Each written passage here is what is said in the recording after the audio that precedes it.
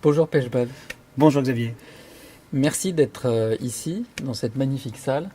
Alors deux mots sur toi peut-être, tu es chef d'orchestre, tu as créé l'Orchestre de l'Alliance et tu es violoncelliste aussi. Voilà, je suis violoncelliste de formation, j'ai étudié à Paris, ensuite au Conservatoire Royal de Bruxelles en Belgique. J'ai eu la chance d'avoir une bourse pour étudier à l'Académie du Sommer Academy du Mozarteum de Salzbourg. Et puis ensuite j'ai eu le privilège d'être invité en troisième cycle avec un des grands maîtres du violoncelle qui s'appelle Julius Berger en Allemagne. Ça a été pour moi effectivement un cheminement extraordinaire puisque je suis d'origine iranienne et c'est vrai que pour moi c'était très important d'essayer d'aller chercher, je dirais, les différentes approches en fonction des différents pays, de l'interprétation, de la culture, de cette culture occidentale qui m'était à la fois extrêmement familière mais en même temps qui me fascinait et sur laquelle j'avais vraiment envie d'essayer d'aller trouver un peu sa substantifique moelle à travers ces voyages, cette formation un peu initiatique aussi.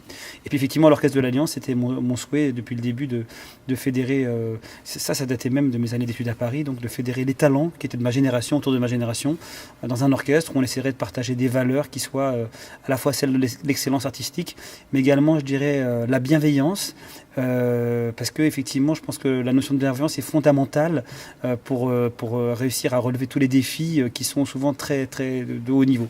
Est-ce que c'est important cette idée de vision? La vision, ce serait quoi pour toi et qu'est-ce que tu ferais pour Alors, ça? absolument, mais d'ailleurs, je rebondis sur ce que tu viens de dire. Je crois que la question de la vision pour un porteur de projet, quel qu'il soit, c'est d'abord de savoir effectivement où est-ce qu'il veut aller. Donc, c'est très important d'avoir une vision, des objectifs bien définis dans un temps, dans un espace. Et puis effectivement, je crois que ce qui est très important, c'est aussi comment on va y aller. Donc il faut à la fois gérer tout ça pour qu'effectivement tout ça puisse se mettre en ordre de marche progressivement. C'est-à-dire qu'effectivement, de diagnostiquer effectivement, par exemple, c'est vrai que j'ai des projets, par exemple pour l'orchestre typiquement, j'ai un projet à long terme qui est de faire que cet orchestre, il ait une démarche artistique avec une très grande, effectivement, le mot cohésion est très valable là, même si c'est pas dans le même terme, mais c'est-à-dire que la cohésion globale d'un groupe d'hommes est fondamentale, c'est-à-dire d'hommes et de femmes qui vont me faire confiance, qui vont faire confiance au projet. Et en fait, cette confiance va passer par plein de choses. Par justement d'abord parce que je vais définir des objectifs qui vont leur sembler d'abord peut-être séduisants, challenging, mais accessible. Donc déjà, ça c'est important. Ça c'est un premier point. Ensuite, c'est comment... c'est bien d'avoir une vision comme ça, mais peut-être qui est basée sur une vision presque artistique ou poétique. Mais à un moment donné, il faut aussi se mettre en ordre de marche parce que tout le monde sait que on va être être confronté à des problématiques sur ce cheminement, hein, parce que comme je le dis souvent, effectivement, on va dire que l'objectif c'est de monter en haut de la montagne. J'aime bien dire cette image. Ouais. On a un sommet enneigé là qui est très très haut. On se prépare, on est en bas de la vallée. On sait que voilà, on a un temps défini pour y arriver. Et comment on va réussir à atteindre le sommet dans le temps qui nous est imparti, en évitant effectivement les crevasses, les coups de vent, les éventuelles averses ou les tempêtes qui peuvent se lever sur ce chemin.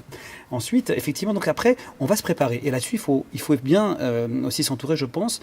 Donc ça, c'est la vision à long terme.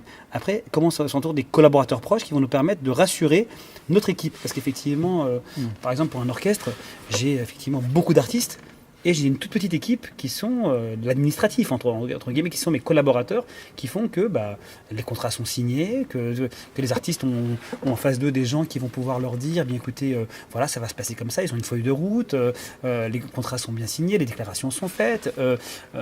S'il y a par exemple des concerts avec des déplacements, comment on s'organise les déplacements, enfin, 1000 choses qui font qu'en fait, chacun va pouvoir, on va dégager les artistes des problèmes basiques qui font qu'ils n'ont pas besoin de se poser des mauvaises questions, de perdre du temps et de l'énergie sur leur plus-value en fait. Parce que nous, ce qui nous intéresse, c'est que les artistes, quand ils arrivent, eh bien, le matériel de l'orchestre soit prêt, qu'il n'y ait pas de perte de temps, qu'il n'y ait pas d'attente, voilà, qu'il n'y ait pas presque de désagrément en fait, pour qu'on puisse être entièrement sur la concentration et sur délivrer en fait se mettre en condition de délivrer le meilleur de nous-mêmes, ce qui n'est pas garanti, parce qu'on arrive à la première répétition, même si tout est déjà prêt pour délivrer nous-mêmes, le meilleur de nous-mêmes, c'est pas le cas. Parce que comme on en parlera tout à l'heure, effectivement, ça va se construire ensemble. Donc ça, c'est intéressant.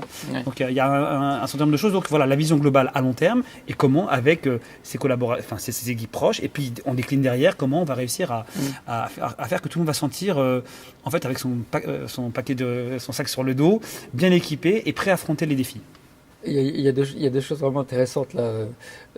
Donc il y a l'idée de la vision et là tu viens de donner en fait les conditions aussi de l'engagement dont je te parlais tout à l'heure, mais c'est pour ça que c'est pas grave mais parce que tu dis C'est en lié. fait je vais travailler à un environnement favorable. C'est cet environnement dans lequel je vais mettre mes musiciens où ils vont donner le meilleur d'eux-mêmes. Donc j'ai mon équipe et on va travailler donc à un environnement extrêmement favorable pour Ça, qu'on c'est le puisse comment. se mettre Absolument. complètement à faire le meilleur de soi-même. C'est Tout à vraiment, fait. Ça, c'est le moi comment. j'appelle ça les conditions de Voilà, l'engagement. voilà, c'est les C'est conditions, c'est le complètement comment. l'engagement. C'est Et absolument. donc tu y travailles très clairement. Et très clairement. Juste un mot sur la vision peut-être. Oui, Peut-être justement, c'est- j'allais revenir qu'est-ce que là-dessus parce c'est, que j'ai donc pas été. Parce Voilà. que oui, c'est ça. Tu me dis un Ouais, projet, voilà. etc. Mais concrètement, c'est quoi? Parce que moi j'ai des idées parce que ça peut être l'idée. Tu as une conception de l'œuvre. Et ça peut te faire partie de la vision. Tu as une conception de l'orchestre. Donc j'ai l'impression que tu as multiples visions qui s'emboîtent. Mais absolument, en fait, c'est une sorte de puzzle qui est passionnante. C'est comme plutôt un Rubik's Cube plutôt qu'un puzzle, en fait. C'est ça qui est intéressant. C'est que, d'une certaine manière, il y a le temps long qui est comment on a un projet qui fait que ces talents, on arrive à créer effectivement une cohérence artistique. Une aptitude à être, comment dirais-je, à être à chaque fois, comment dirais-je, pertinent d'un point de vue artistique, stylistique, etc. En fait, dans notre domaine artistique, nous, c'est surtout une adaptabilité, parce qu'on ne doit pas jouer Haydn comme on doit jouer Beethoven ou Brahms ou Mendelssohn. En fait, finalement, chaque compositeur a une esthétique propre, hein, d'écriture. Certains privilégient l'écriture contrapuntique, d'autres mélodique, d'autres rythmique. Certains compositeurs mélangent tout ça. Enfin, toutes ces notions sont toujours intermêlées. Et effectivement, l'objectif, c'est de faire un travail à long cours. Donc, le temps long avec l'orchestre, c'est de faire un travail qui permette que chacun prenne ses marques et se dise comment je serai efficient en ordre de marche par rapport à tel répertoire. Mais donc c'est une sorte de les rendre malléables, c'est s'adapter à ces problématiques. Donc il y a tout un travail de fond, donc ça c'est important. Et puis effectivement, ce travail de fond passe par des challenges réguliers parce que tout d'un coup, on va dire ce concert-là, on va faire Brahms, Mendelssohn par exemple. Tel concert, on va faire Beethoven et Mozart. Par exemple, le Mozart de la fin avec le Beethoven du début. Et là, tout d'un coup, on est dans des esthétiques qui sont très proches en même temps. Vous voyez ça, c'est passionnant. Et donc, en fait, ce travail qu'on fait avec des benchmarks permanents, qui sont chaque concert un benchmark, en fait. Hein, on se dit, on a ce premier mont, ce deuxième mont, puis à la fin, on a traversé un continent. Mais ce qui est intéressant, c'est qu'on fait montagne après montagne. C'est ça qui est passionnant. Et je trouve que à chaque fois, ce qui est fondamental, c'est dans ce travail de préparation, il faut trouver les mots justes pour chacune des personnes qui vont être associées à cette excursion. Hein, parce que c'est une expression. Et à chaque fois, je dis, nous, on remet à chaque fois notre titre en jeu. Hein, c'est-à-dire que c'est pas parce qu'on a été bon au dernier concert que on va être bon au prochain. C'est-à-dire que si on a été beau, c'est qu'on a été capable d'identifier les problématiques, de travailler, d'analyser les dangers, de travailler sur les zones effectivement qui peuvent être périlleuses pour tel ou tel musicien parce que la musique est exigeante, parce que le répertoire est extrêmement exigeant, et faire en sorte que chacun puisse effectivement avoir le sentiment qu'on a fait le nécessaire pour qu'il puisse faire ce saut dans l'inconnu qui est le moment du concert dans les meilleures conditions et qu'en fait il soit porté et encouragé pour donner le meilleur de lui-même. On voit bien l'importance que tu accordes à la cohésion et à la cohérence dans ton orchestre. Qu'est-ce que tu fais, qu'est-ce qui se passe quand tu sens que cette cohésion est remise en cause et qu'elle s'effrite? Le rôle du chef d'orchestre, là, effectivement, c'est d'être capable de... C'est le diagnostic avant toute chose, c'est de savoir d'où vient le problème. Parce qu'effectivement, quand il y a, par exemple, une écriture extrêmement charpentée, très compacte, très riche, qui crée une forme de difficulté à diagnostiquer d'où vient le problème, effectivement. Parce que parfois, vous savez, tu peux avoir, par exemple, je sais pas moi, une levée de triolet pour un instrument avant, pendant qu'il y a deux doubles sur un autre instrument, ou un quart de soupir qui se balade. Alors, effectivement, à un moment donné, il y a simplement quelqu'un qui fait sa levée un peu trop tard, et du coup, ça fait que tout le monde est déstabilisé, parce que, voilà, enfin, et c'est très important pour que, par exemple, le chanteur ou le soliste qui va rentrer ait son premier temps clair, parce que lui aussi part sur une syncope, enfin, sur un contretemps, par exemple. Tout ça, c'est des choses qui sont complexes, et parfois, les écritures des compositeurs sont complexes. Voilà. Le job du chef d'orchestre, en gros, c'est d'être là, d'avoir assez de détachement pour effectivement analyser d'où vient le problème et comment trouver les solutions. Et faire adhérer ses collaborateurs pour qu'effectivement, à un moment donné, s'y prendre de la bonne manière, pour que les gens aient envie de le faire, qu'ils le fassent, qu'ils y croient. Parce que de temps en temps, il y a des diagnostics, et eux, par expérience, ils sont certains qu'il ne faut pas le faire comme ça. Ça peut arriver. Et donc là, il faut leur dire, écoute, peut-être tu penses ça, mais fais-moi confiance. Essayons. De toute façon,